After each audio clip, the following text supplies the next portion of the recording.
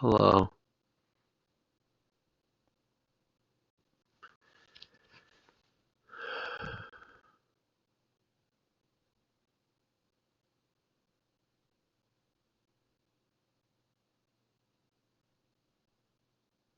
I know you don't understand. You disagree. You don't care what I'm gonna say. You know I'm wrong. That's what everything in your body is telling you right now.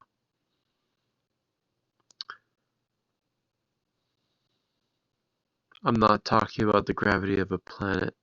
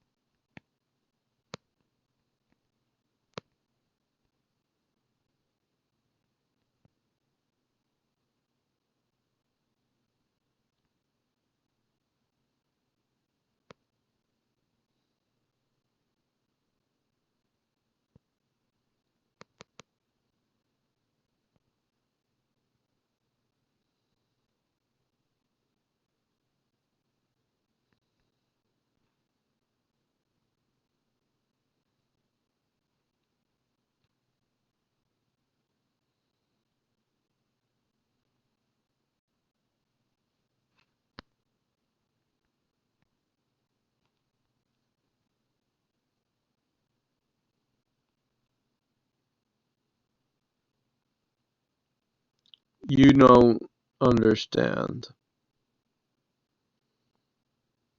You have no clue.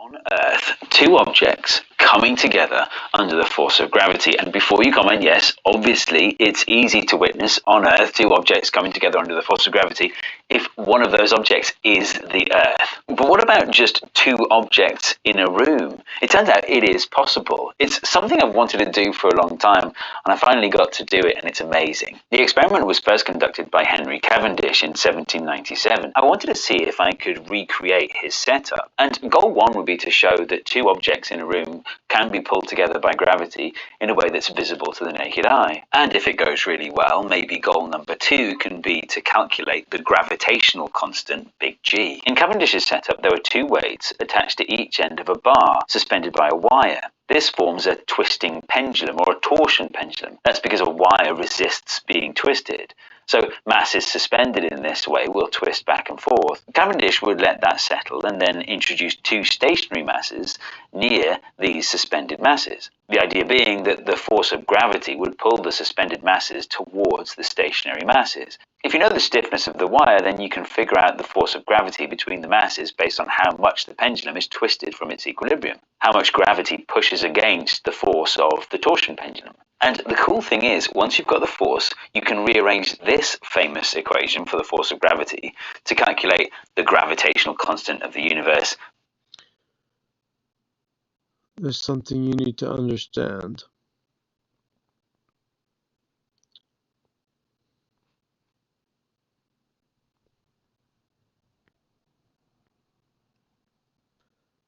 The stationary balls don't need to be stationary. The thing about this, the thing that makes this into something that is big and the reason why it is eternal is because all you need is a mobile with the big balls suspended in a similar way to the small balls.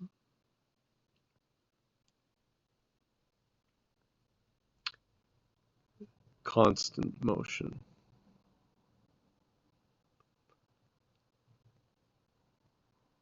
You might want to have one of those gears that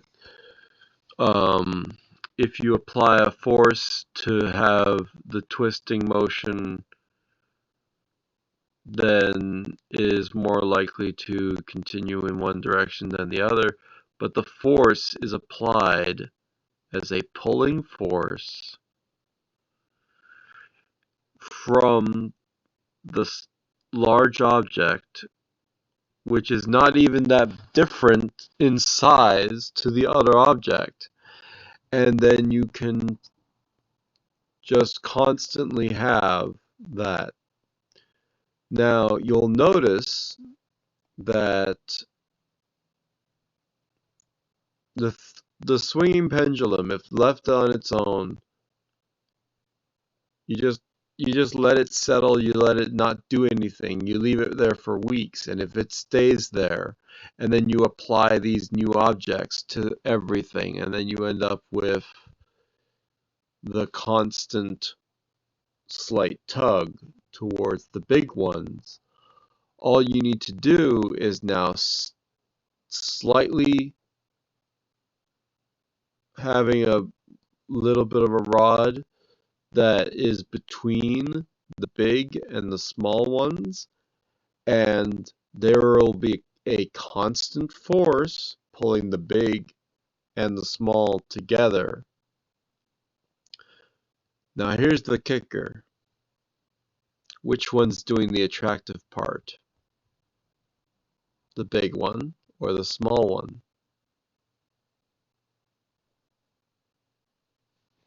Neither, and both.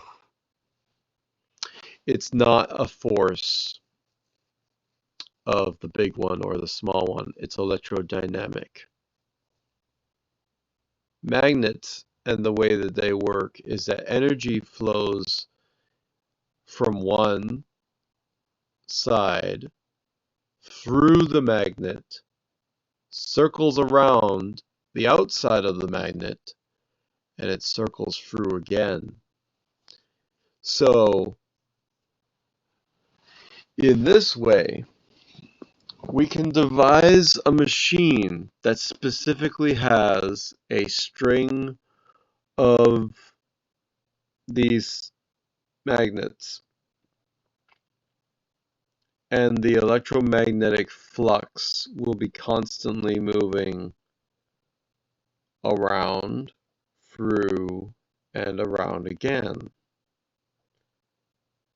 The best is a tandem system where you have two of them, one flowing in one direction and then another flowing in the opposite direction.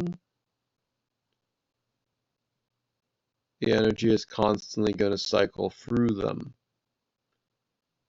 This constant cycle of energy will happen whether scientists want to believe it or not. So there is that. What is gravity with any objects? It doesn't matter. This force is observable.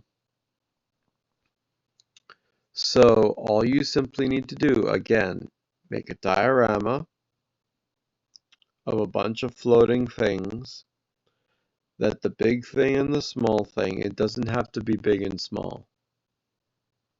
They could just be two big things, probably. But the point of it being big and small objects is that the difference of the amount of force one applies to the other is that the bigger object has the larger amount of force that you exert and feel from, because there is a bigger and larger amount of flux going through the big object, pulling along, and the eddy currents of that flux is caught by the small object. The small object resists motion,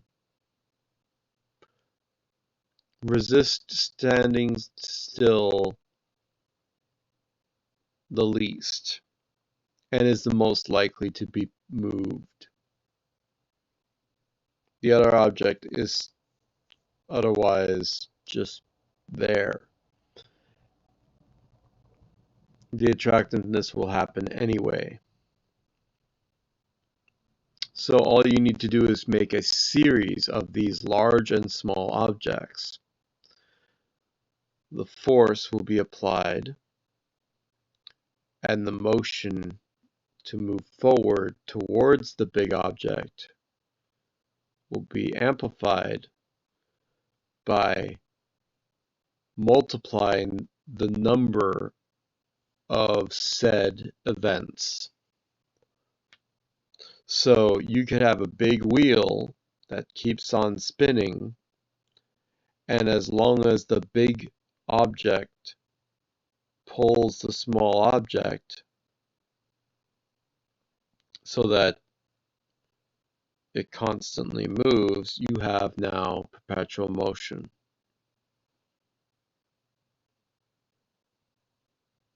Their own gravity is what's causing it. It's understood that literally everything in the solar system is pulling on everything else in the solar system, big and small alike. So even like Jupiter and all of the planets are pulling on the sun, for example. The entire weight of the entire solar system is all swirling, and the swirl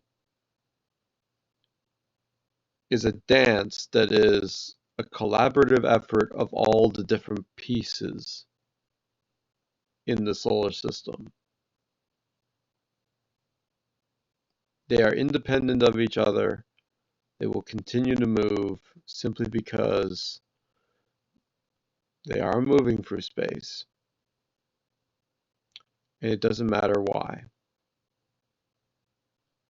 They just are. And they're moving around the galaxy. And the galaxy is moving through space. This motion is constant. It is perpetual enough that for billions of years it will keep on doing this. Imagine that we start being less of an asshole and we just accept the fact that the gravitational forces of things are utilizable, and we just say, because there is an effect we can observe, such as this, where two objects simply pull towards each other. The true question is, does the rotation of the Earth change how this object moves? Because the object is moving through space, and the flow of everything around it, you have to understand, we're not just moving through empty space. The air isn't just stationary. Everything is, the electromagnetism is all flowing through things. All of the neutrinos are flowing through things. As the Earth is moving through the solar system, stuff is passing through it, right?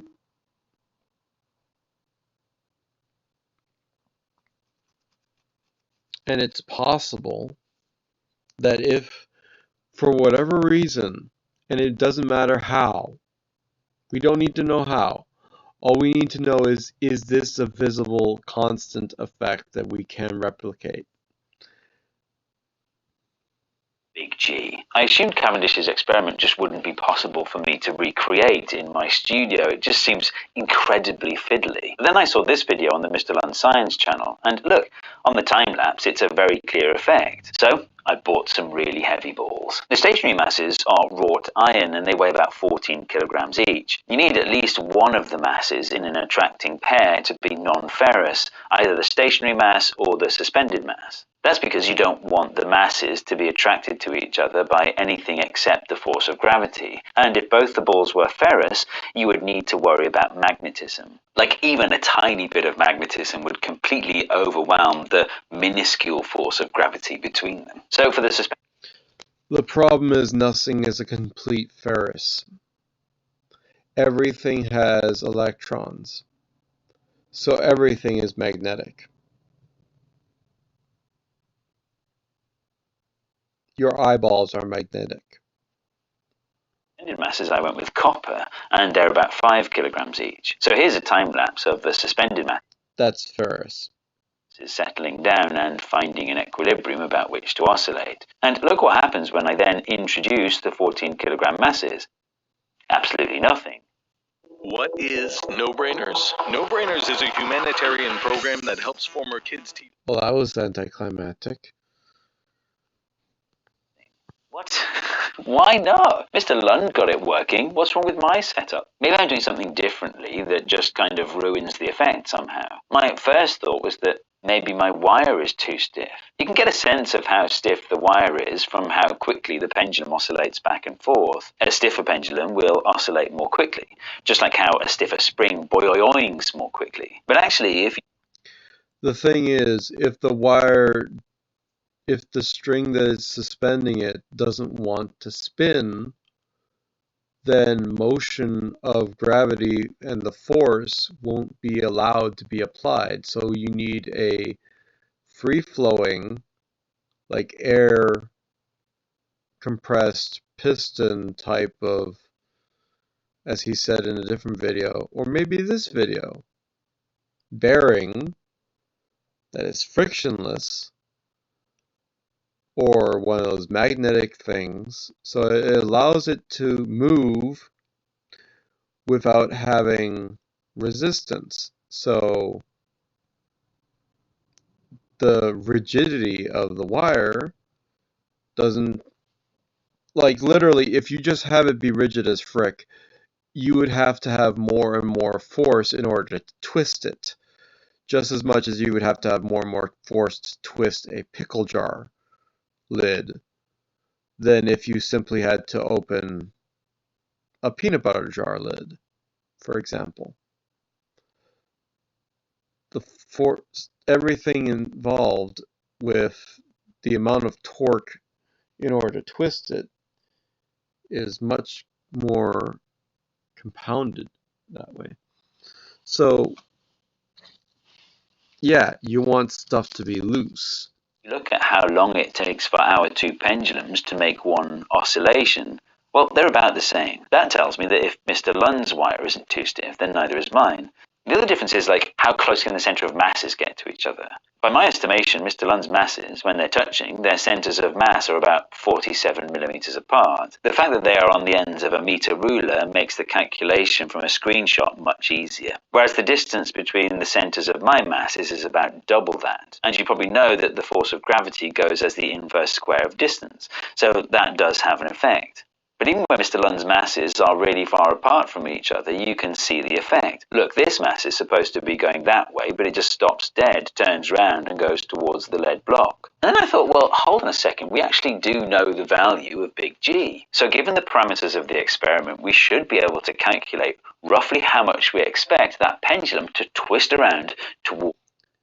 Literally, if you just take the entire setup, have the big mass be pulling on the small mass, make it frictionless, which is easy to do with magnets or the air um, syringe bearing, basically frictionless, um, then you can have um, the ease of motion that you want to allow for constant motion.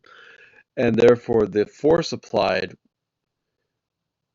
would pull the one object to the other object, and both objects would be forced forward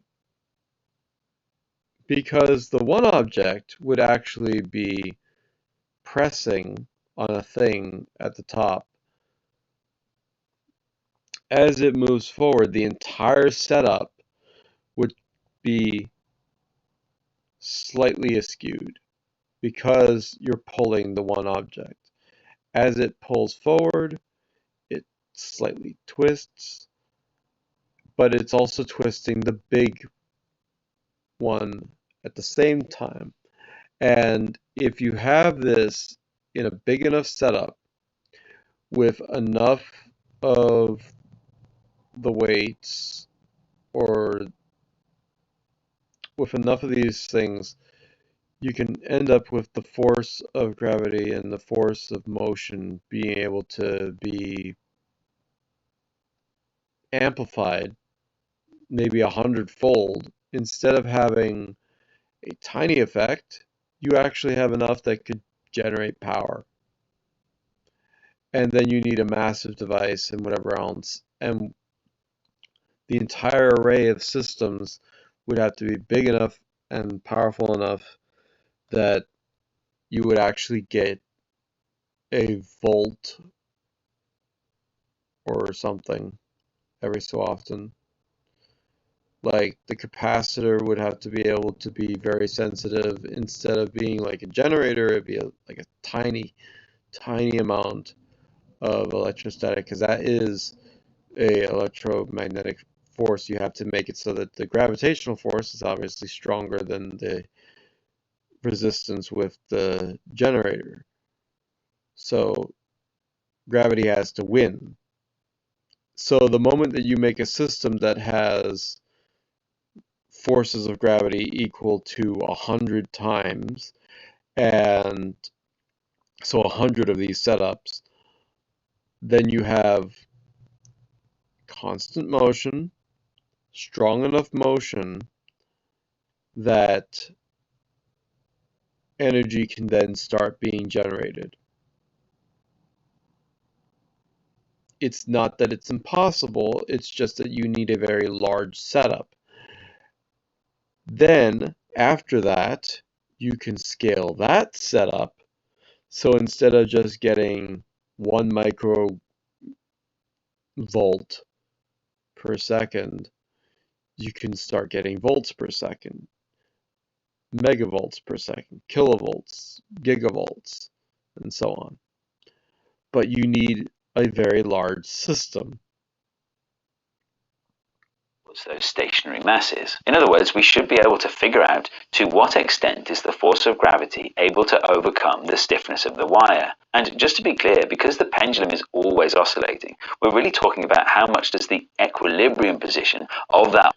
You realize, if you like I said, if you didn't have the wire stiffness being a factor, if it was on a free floating bearing system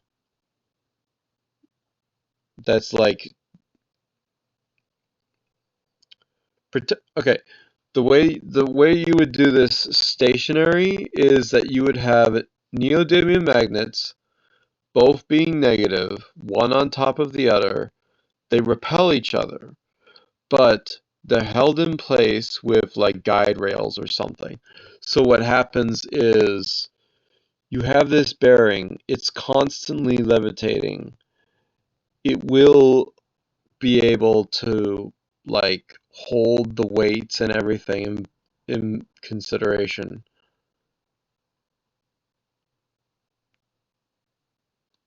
And then you have this free floating, constant levitating thing that is able to constantly motion.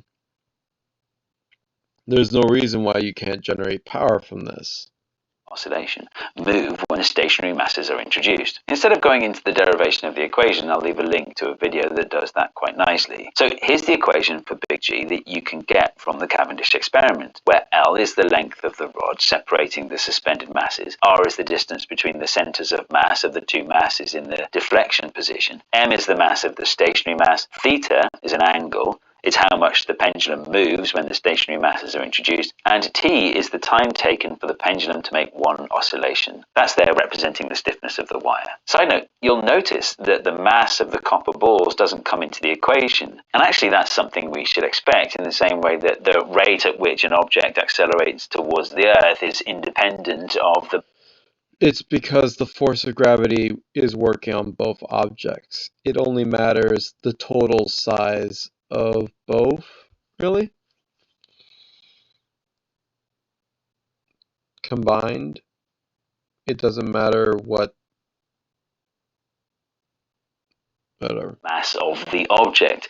It's always 9.8 meters per second per second. One consequence of that is I could have used much lighter hanging masses, which would have meant I could have used thinner wire without it snapping, which would have made the experiment more sensitive. But anyway, because we know big G, we can rearrange this equation to find what theta should... Again, if you use the frictionless bearing idea, you don't need to worry about how sensitive or whatever. You'll simply have the most constant force and whatever. The thing is that because it has zero rigidity with this setup, once you get to the one side, there's no restorative force from the wire to bring it back. So the elastic restorative force of the wire not being the thing, instead you could have a generative force, and then it's the electromagnetic and whatever blah blah blah stuff, and the oscillations can make these ticks. The ticks can be like the stuff that powers the clock can generate the power for you. It's just like any other pendulum system, really. But instead of having weights that also help drive the pendulum, it's this method that is driving it instead of weights. Be. And when you plug it all in for my experiment, we should expect a deflection of only about 0.1 degrees. And in fact, you expect roughly the same amount for Mr. Lund's experiment. And that was at first confusing and then disheartening. Confusing because, well, look, this is what 0.1 degrees looks like. You can barely see that there's an angle there with the naked eye. You'd certainly be hard-pressed to see a change like that. Okay, so the angle there is not what you see, but it's the difference in size between the left and the right. I can definitely see that one is a pixel and the other is multiple pixels. So the degree is inferred. The experimental setup that I have here. And although the suspended masses in Mr. Lund's experiment never actually reach their new equilibrium position because they collide with the stationary masses first, it's still clear that the deflection is much greater than 0.1 degrees. Could there be something else in this video that's attracting the masses towards each other? The stationary masses are made of lead, so it can't be magnetism because lead isn't ferromagnetic. Could it be electric That's a lie. charges attracting each other? Well, I did some rough calculations. You can have stuff like organic matter, like an apple or a mouse or plastic, be magnetically attracted. We've had all sorts of other people do experiments doing that. So you pull on a mouse, even though it doesn't have any magnetic parts in it, or you pull on an apple, it's like, what? We're all made of protons and electrons and all of that stuff. The electrons are magnetic, every bit of it. So the moment you have a magnetic field, all of the other tiny bits of you are going to experience that energy, which is basically a fluid, flowing through you. The eddy currents of this fluid is going to want to have you go towards the magnet. You're dragged through the universe towards this magnetic thing because that's how eddy currents work. And if you think of magnetism as a fluid, then you understand how it actually works and you can utilize it correctly, as it is a constant fluid with these ferromagnets, these constant magnets, these neodymium magnets are a large supply of this flow. And it seems as though you could get a force of attraction greater than the force of gravity from a charge that is less than the amount of charge you typically get from a static electric shock. So maybe that's what's going on. Maybe some charge was transferred to the masses inadvertently. But then again, that assumes that the two masses have an opposite charge to each other, which seems like an unlikely thing to happen. Like if you've got one charged object and one uncharged object, they'll... Look, his intuition about opposite charges is ridiculous because opposite charges repel each other.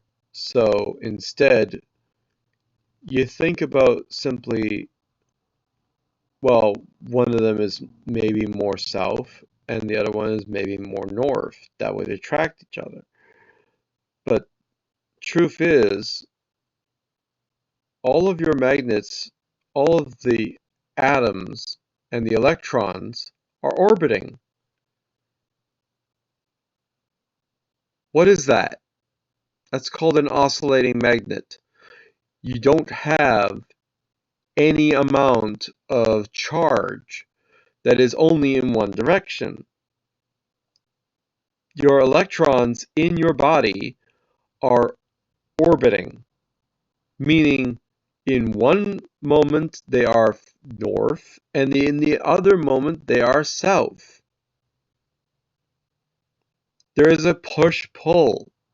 So any time that you feel an electromagnetic field be excited enough to constantly pull in one direction, it doesn't matter what your orientation is, you are pulled along. As the electrons are facing this way, they're more likely to keep moving in that direction and drag the rest of you with it. And as they're moving in the opposite direction, they can't resist the motion of the magnetic force as much, and the total force of you moving this way is greater than the total force of you pulling away from it. Resistive force can only equal maybe a zero motion, but because you can't fully resist it, you're going to have a total force, which is attractiveness. Do you now understand how atomic gravity works? It is electromagnetic. They'll be attracted to each other because the uncharged object becomes polarized by the charged object, but that's a smaller force. But generally it was difficult to find good quality information about, like, what is the typical amount of...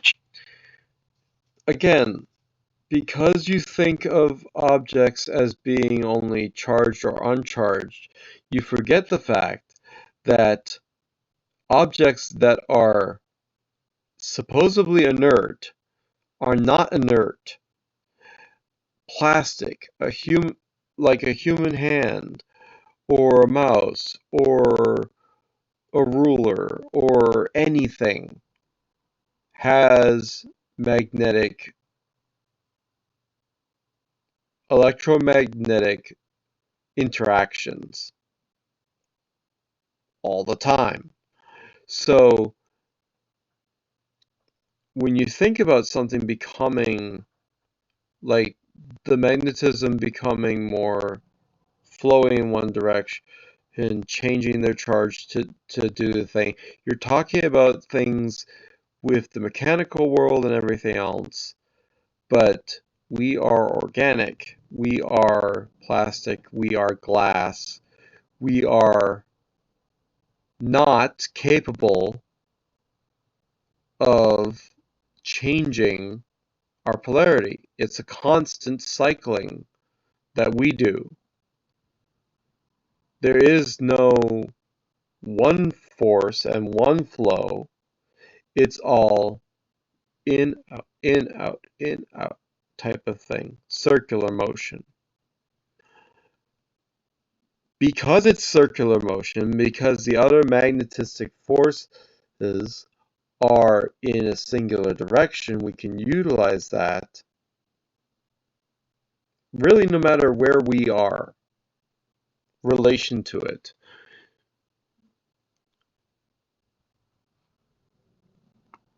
Charge you might find on a lump of metal in everyday life. So I'm not convinced by that idea at all. I'm really grateful to Mr. Lund actually for helping me think through all this stuff. He was tempted to take his video down because it wasn't quantitative, it was just qualitative. But after speaking to a professor who was convinced that it did indeed show the force of gravity, he decided to keep it up because people were using it as an educational aid. But anyway, assuming my calculations are right and the expected deflection is just a fraction of a degree, then I made this whole setup for nothing. But Steve, you promised us at the start of this video that we would see two masses in a room moving towards each other under the force of gravity. I did, and you will, thanks to Simon Foster at Imperial College London, because it just so happens that they have this beautiful lab bench example of the Cavendish experiment. It's much smaller than my setup, but it's also much more precise, and it has some really clever features. Why is science's greatest strength the fact that it's always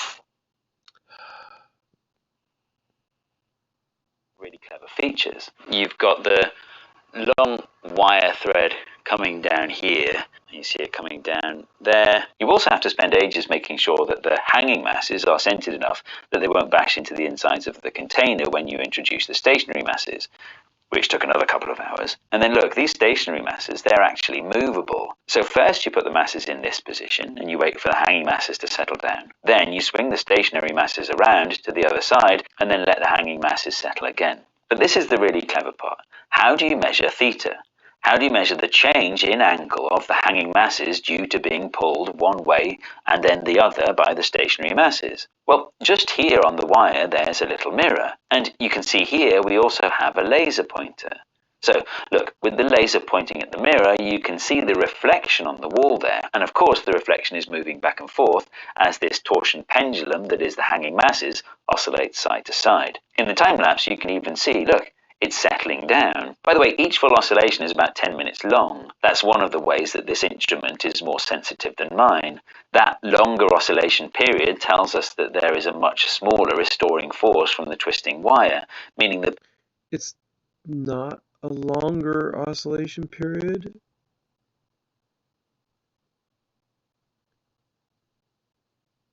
These objects are moving a very tiny amount, and the tiny amount is exaggerated by this laser being projected a very good distance away. It's like if you move your arm side to side, right? You didn't move it very much, but it could look like a heck of a lot more if you have that same arm have a very long pole at the end of it that you're holding, like a selfie stick. And so the total motion of the pole is an exaggerated motion of the arm. The arm moves very barely, but stretch out those same motions, much larger effect. So what's happening with the laser is simple and allows for a very larger measurement of a very small function. position of the hanging masses will be more affected by the gravity of the stationary masses. It also means that They might be moving actually microns, and it's just blown up for your convenience. this whole thing takes a heck of a long time. So I hope you'll forgive me for, at this point, deciding that the equilibrium position is about here, marked in green. So then we switch the stationary masses over to the other side, and in doing so we disturb the apparatus a little bit and set the pendulum oscillating again. And once again, here it is settling down in the time lapse. And eventually you can see that the new equilibrium position is different to the old one. How cool is that? We have witnessed gravity acting on objects in a room. And look, after I got bored, I decided that the new equilibrium position was about here. And I measured the distance between the equilibrium positions and some other distances and the period of oscillation and put them all into this equation. You'll notice this is very similar to the equation we saw before. The only difference is that theta has been replaced with this term here. That's just the distance that the laser point was deflected by, divided by the distance from the screen to the apparatus. And if we make the small angle approximation, that value is theta. But you also have to divide by 2 because the deflection of the laser is always going to be twice the deflection of the mirror. I could cancel out the 2's, but I wanted to show you what was going on. And I get a value for big G of 7.4 times 10 to the minus 11. And hey, here's the real value of G. That's not bad, is it? I just measured big G in the lab and it wasn't terrible. I always thought I was a bad experimentalist, but maybe after years. Here's the thing.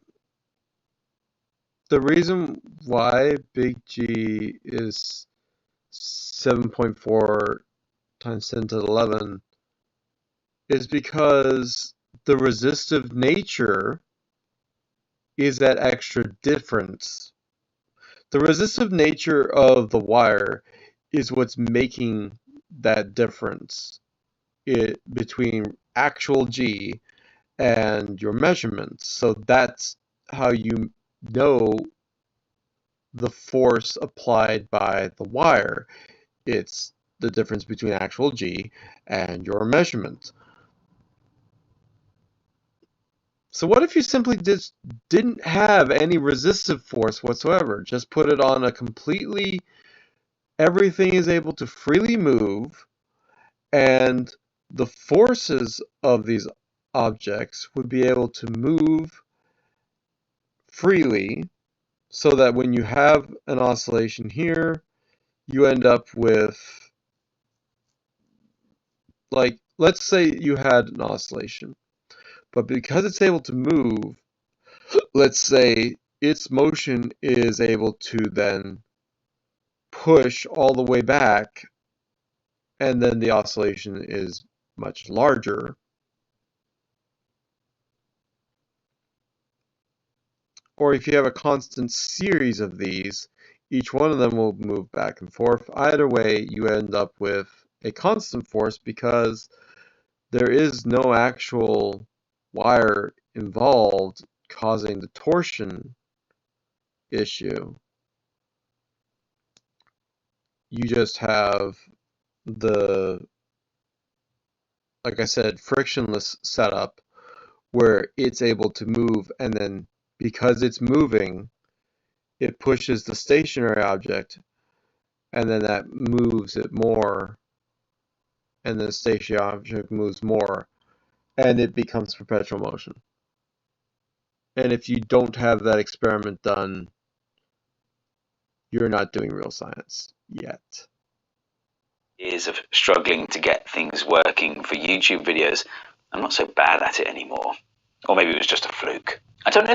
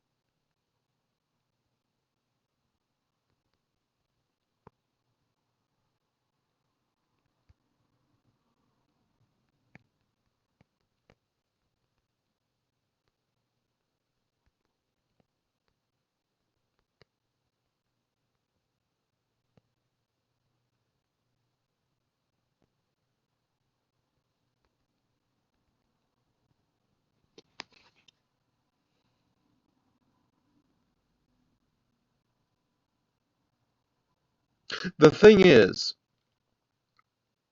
if you remove the wire as a thing entirely, all you are left with is the forces of gravity. If the forces of gravity are allowed to apply constantly in a very slight, or even with the oscillations, if it's allowed to then move the entire setup with the extreme sensitivity and freedom, then the oscillations make it jolt, and the jolt makes a twist that twists and twists and twists, similar to a clock pendulum. And the way that that ends up becoming useful is that, like a clock pendulum, if it's allowed to move constantly, if it doesn't need anything else to keep running, it will just be a clock doing its thing constantly. You gain a clock. If you make enough power with the clock, then you can just make energy for free. You just need a big enough setup that the forces applied in the system are enough that you can actually make a constant amount and a larger amount of power than, it has to, all it has to do is make sure that the power doesn't create a resistive force that is stronger than the wire, for example. Like literally, instead of having a wire, just have it be frictionless, but instead have a generator there that provides the friction, and then you end up with constant power. The power is small, but multiplied, if you make a bigger setup, you end up with 100 times as much power, 1,000 times as much. Power your homes for free. Hello? This is weird or not, but as a kid, I used to do these mathematics workbooks in my spare time. Like my dad would bring home these problem books, and I just absolutely devoured them at the weekends. And I really think it made a difference, actually, because, well, it's well known that you learn better through doing something than through passively taking in information. So what about... If he actually reads my comment, oh my god, perpetual motion in this setup somehow. There's a reply. Oh right, copper is conductive, so the repulsion against the magnetic fields. Yeah, we already know that if you put a magnet through a copper thing, it slows down as it goes through it. So there's some interaction with the electromagnetic force there. You should expect some kind of thing with your setup. I can't believe I already made comments. Seriously though, start listening to me, dude. We need to make a system that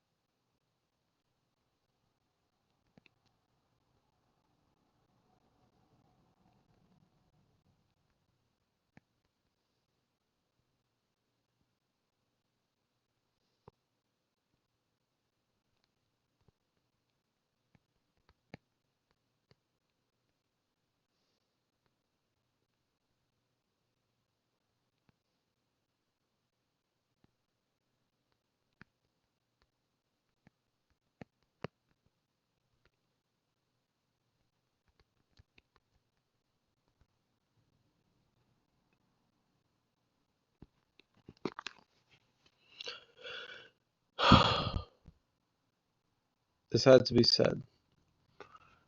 You need to get with it. You need to start using frictionless setups to make perpetual motion a thing.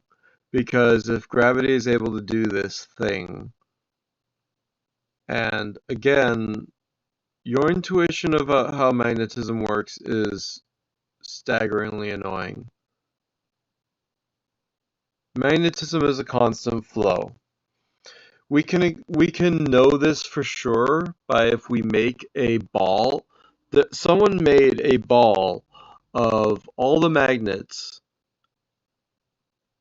being in the same orientation so that all of the south poles and all of the north poles are on the inside and the outside respectively, so that it was a solid ball, and the amount of magnetism the ball was able to exhibit was nothing. And the reason for that is because you literally put a cork on the flow of magnetism. You said it can only go inward. It can't cycle. Magnets are all about the cycle of magnetism. The magnetism is a fluid. It is electromagnetism. It is a constant substance in the universe that we're able to harness using magnets, using copper wires, using all sorts of things. And if you understand that, and if you understand that electrons are bar magnets, then you know that if you have a setup with a magnet trying to attract something like a plastic ball or a mouse or whatever, then it will move towards the magnet because, again, like I said earlier, the attractive force works while the electrons are moving in their orbits in the atoms towards the magnetic field. So it tugs along the atom with it, a slight amount of extra force, and that is atomic gravity.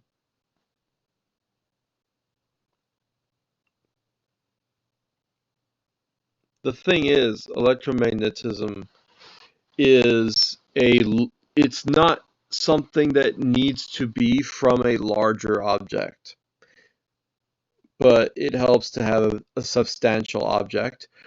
But literally, once you get something like, they say, a 14 kilogram something, that's all you need to start turning a gigantic planet-sized ball of gas, put that ball in there, and then suddenly you have it collapse into a planetoid. You turn it into Jupiter. It's that one. It's like how if you put a grain of sand into an oyster, it'll turn into a pearl. If you take that same 14 kilogram ball, put it into a big ball nebula, you end up with all of the magnetic forces inside of every atom are all as pulled towards that ball as they can be. This force is only going to increase because everything is still moving. And so as it moves, all of the stuff is able to be attracted to the ball, and it will grow and it will grow because it's all moving through space. So everything's able to impact, basically. The magnetism constantly helps it clump together more and more. Really, all you needed to make anything whatsoever form into a planet is you needed something that was slightly heavier or slightly able to compress, able to be a collective of something, right? hydrogen can make a double hydrogen bond, and that alone is enough that you have some kind of electromagnetic thing going on there. The double hydrogen can then make a bunch of stuff that can all hit each other, and then the electromagnetism and the other currents of all of it will want to suck it all together. And because it's moving, it will just collect all the stuff it's moving through, and that's how first stars were born. Anyway, if you found this interesting, consider subscribing. I talk about science every so often, especially at the late night times. And I have no idea what the hell my sleep is because I'm awake for 24 hours and then not, and then wake for a different amount of time and then not. I don't know what the hell to do to regulate it. I don't know how to do any of that. But yeah, make a frictionless system and then you can just make infinite power. It's so fucking simple. Get on it, please. Stop the video.